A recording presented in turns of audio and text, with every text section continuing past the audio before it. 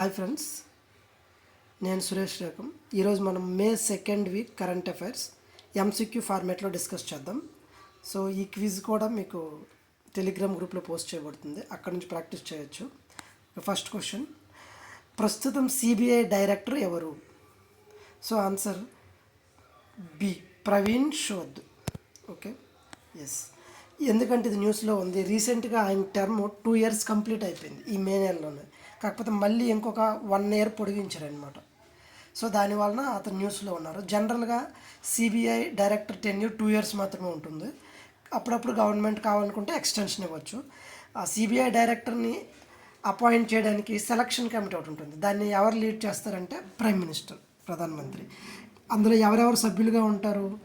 Leader of opposition in the Lok Sabha and chief justice of India. Next, NTPC green energy limited సిఇఓగా ఎవరు నియమించబడ్డారు? So answer Sarith Maheshwari, answer B.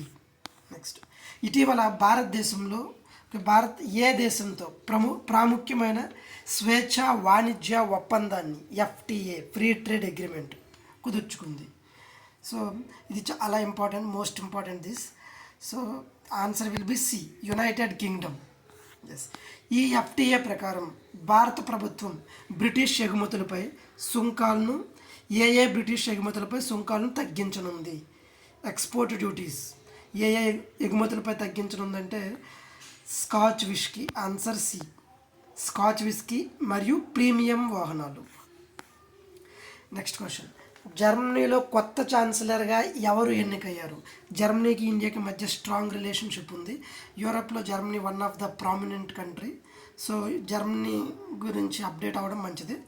So జర్మనీలో కొత్త ఛాన్సలర్గా ఎవరు ఎన్నికయ్యారంటే answer C, Friedrich Merz. Next, ప్రపంచ press freedom ఇండెక్స్ను ఇటీవల విడుదల చేసిన సంస్థ ఏది?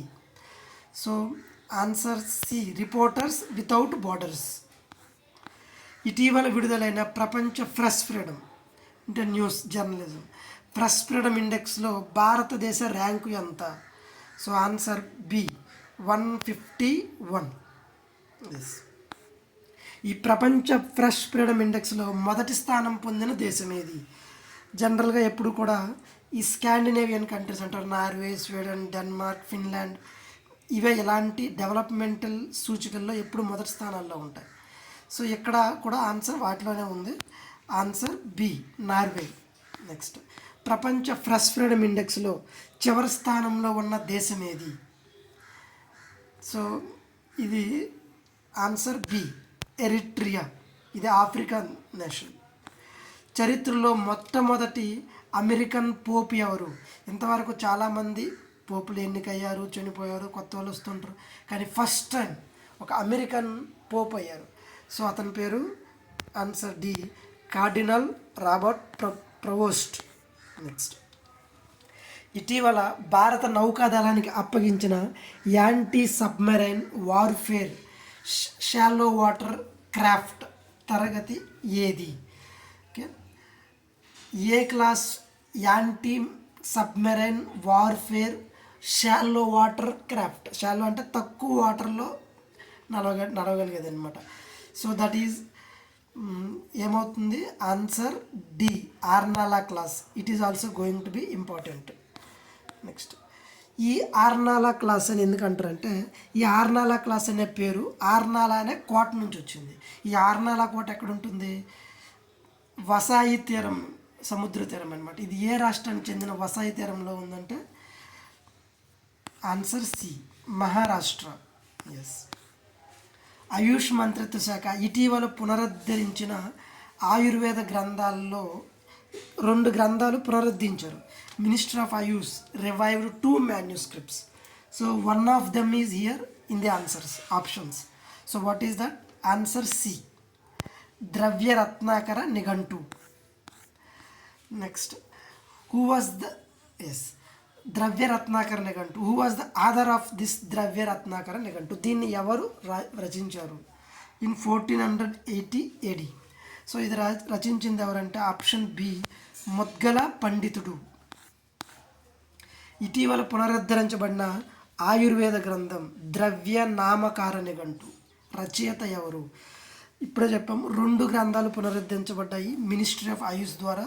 So one is Dravya Ratnakara Nighantu, in this question it is Dravya Namakara Nighantu.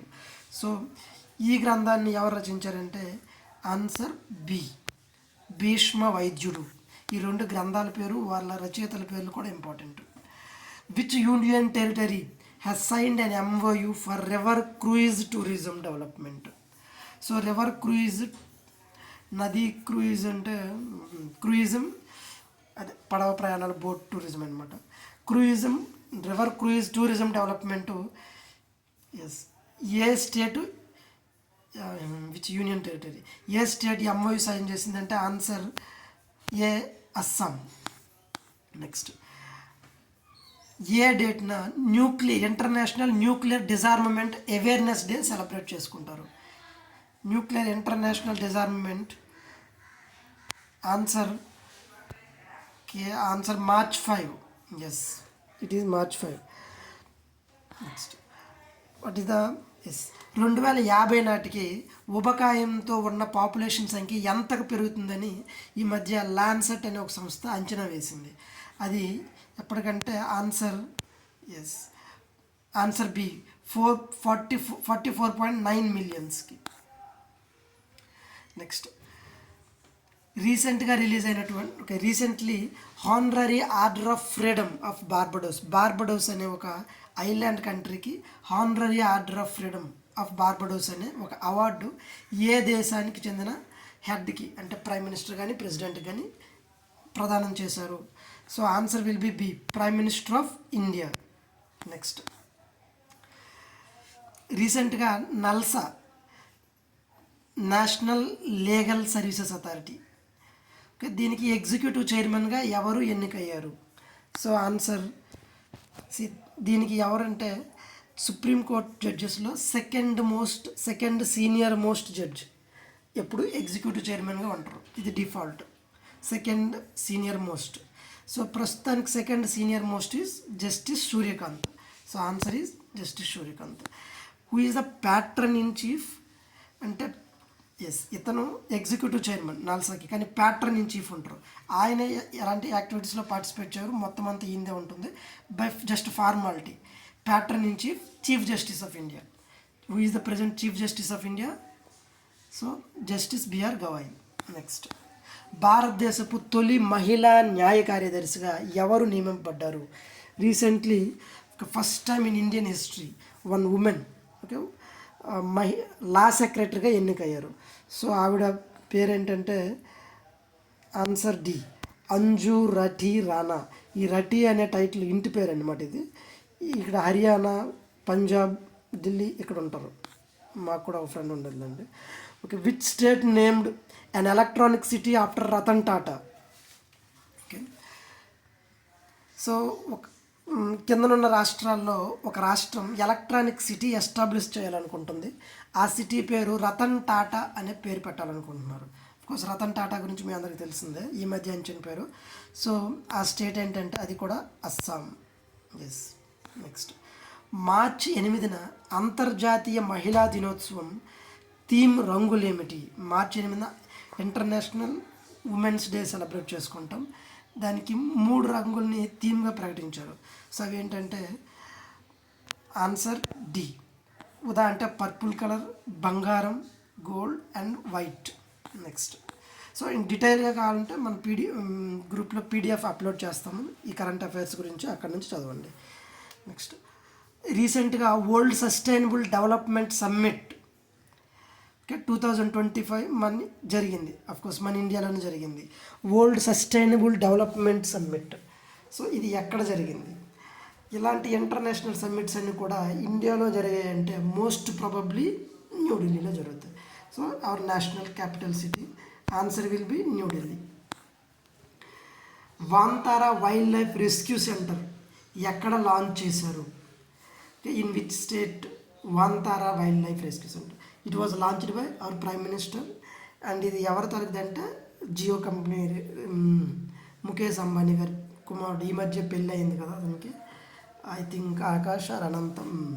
So ఇది ఏ స్టేట్లో ఉందంటే గుజరాత్, జామ్నగర్ అనేది గుజరాత్లో ఉంది. Next where was the country's first international peace centre, శాంతి కేంద్రం, ప్రపంచ శాంతి కేంద్రం ఎక్కడ ఉందంటే answer, so it is Gurugram. Gurugram అనేది హర్యానాకు చెందుతుంది, కాకపోతే ఢిల్లీ పక్కనే ఉంటుంది. It is part of NCR, national capital region ఉంది. Next, what is the date of world wildlife day? Okay, వన్యప్రాణి దినోత్సవం ఏ రోజు జరుపుకుంటామంటే వన్యప్రాణి దినోత్సవం, so answer will be March 3rd. March అయితే international women's day, March 3rd world wildlife day. Okay, world wildlife day 2025 theme ఏంటంటే economical and okay answer will be A, economical and environmental conservation. It is not forest, it is economical and environmental conservation, పర్యావరణాన్ని రక్షించడం. Next, ఈ మధ్య రీసెంట్గా river dolphins యొక్క census, river dolphins సంఖ్యని లెక్క పెట్టారనమాట. హౌ మెనీ డాల్ఫిన్స్ ఉన్నాయి ఇండియాలో అంటే answer is B, answer will be B 6327. Okay, it is typographical error here. Yes. Next, who is the 7th Indian cricketer to play 300 వన్డేస్? 300 వన్డేలు పూర్తి చేసిన 7వ భారత క్రికెటర్. ఈ మధ్య టెస్ట్ క్రికెట్ నుంచి రిటైర్ అయ్యారు. సో అందరికీ ఎక్కువ మంది తెలిసిందే విరాట్ కోహ్లీ. నెక్స్ట్, క్రికెట్ మీద క్వశ్చన్స్ అడుగుతారు. రైతులకి ₹5కే శాశ్వత విద్యుత్ కనెక్షన్లు అందించనున్న రాష్ట్రం ఏది? ₹5కే పర్మనెంట్ ఎలక్ట్రిసిటీ కనెక్షన్ అందిస్తున్నారు. సో ఈ కింద ఆప్షన్లో 4 ఉన్నాయి. అందులో ఒక స్టేట్ నుంచి యూనియన్ మినిస్టర్ ఫర్ అగ్రికల్చర్, వ్యవసాయ శాఖ మంత్రి ఉన్నారు, ఆ రాష్ట్రానికి చెందిన వాళ్ళు, అతను శివరాజ్ సింగ్ చౌహాన్. మధ్యప్రదేశ్ మాజీ ముఖ్యమంత్రి అనమాట. So answer is Madhya Pradesh. అంతర్జాతీయ మహిళా దినోత్సవంకి ఐక్యరాజ్య సమితి థీమ్ ఏమిటి? ఐక్యరాజ్య సమితి ఇచ్చిన థీమ్ ఏంటి ఈ ఇంటర్నేషనల్ ఉమెన్స్ డేకి?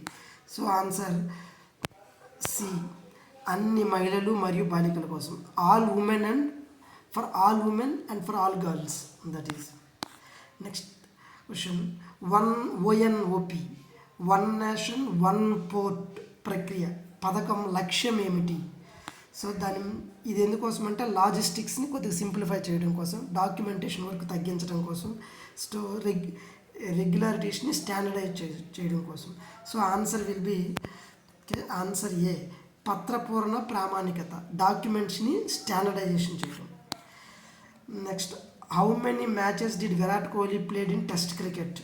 So Virat Kohli test cricket నుంచి రిటైర్మెంట్ అయ్యారు.